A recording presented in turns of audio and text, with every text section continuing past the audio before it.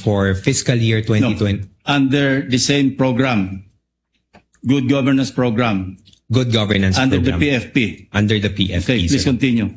And then for fiscal year 2023, socio-economic program delivery, 2.21 billion billion under General Appropriations Act, and then 500 million for 125 million first quarter, 125 million second quarter, 125 million third quarter, and 125 million fourth quarter. Okay. For a total of 500 million more. 500 million. Okay. Next slide. Juxtapose ko naman yung next slide, wag na yan.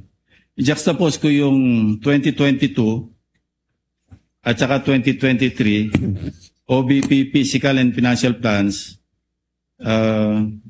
confidential intelligence, dalawang budget years. Pakibasa yung last quarter, physical target. Baka pwede pong ma-request na Okay, Zoom. Pwede bang hindi charge sa time ko ako magbabasa?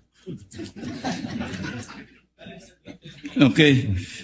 Letter A, number of identified areas with surveillance conducted and monitored. Letter B, percentage of activities implemented without untoward security-related incidents. Paulit-ulit po ito, no? So, sabi ko kanina, kayo naman ay mukhang matalinong tao at matalinong witness. Ano pong analysis nyo dyan? on the Very simply, paano nyong i-analyze yung ganitong klaseng mga descriptions? These are the activities that will be done, I sir. know.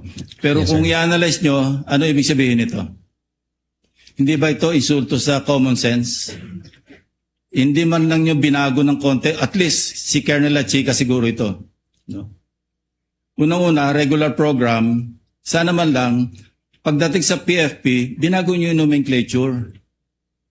Tapos, under the physical target, yung column, sana man lang, binago nyo yung activities.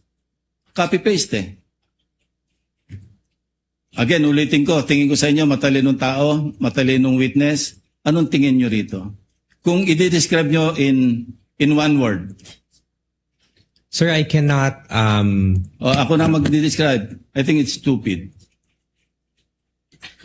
Sana man lang, binago-bago niya ng konti. Maraming salamat, Mr. Presiding Officer.